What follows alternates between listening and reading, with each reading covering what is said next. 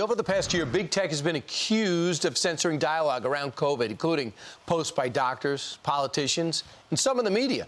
Now, last month, Facebook's independent fact-checkers flagged a journalist who wrote an article about the risks of kids wearing masks, posting a disclaimer under an article on their site warning partially false information. Really? Our next guest calls this trend terrifying. Joining me now is biotech entrepreneur and author of the forthcoming book, Woke Inc., Vivek Ramaswamy. Vivek, welcome back. First off, what do you mean by why does you find this so disturbing? Well, look, I think that Silicon Valley's monopoly on truth is actually the most concerning monopoly of all. Because, look, science depends on dissent, free speech, open debate. Yet in the name of science, they're actually censoring those tools of the scientific method itself. And I'll tell you this, Brian, if the last year teaches us anything, if history teaches us anything, it is that most of our ideas, including about science, will either be proven false or at least be modified at some point in time.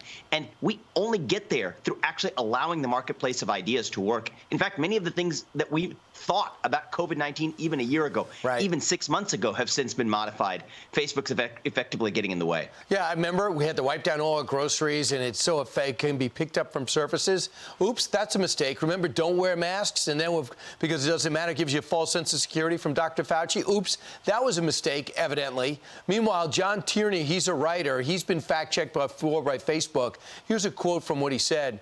We gave up arguing with Facebook. The science feedback team never did identify inaccurate facts in the article, but this exercise obviously wasn't about accuracy. The fact-checkers were actually fact blockers.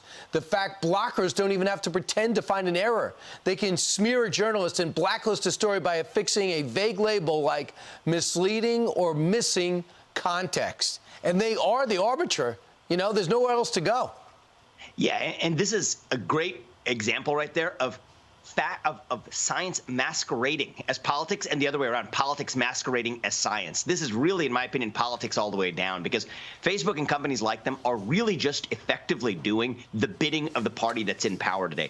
They want to take down misinformation as defined by one end of the political spectrum. And I think that's actually the heart of what's going on today, is you've seen this trend even ramp up as Democratic control of House and then the Senate and then the White House has only expanded. And they're effectively taking down misinformation on only one side of the political spectrum, masquerading as science along the way. But Vivek, the scary thing is they don't even realize they're hurting themselves. We're going to be going less and less to what they label or what they do and what they post, because we're going to say, well, that's just Facebook. Who knows? This is politically oriented. That fact might not be a fact. It might just back up what the Democratic Party want.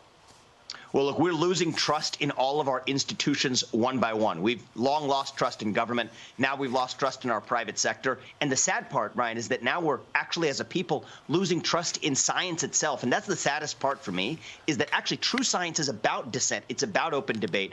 But in the name of science, this new church of scientism has actually put science up on the altar itself for sacrifice. And we're all losers because of it. Vivek, thanks so much.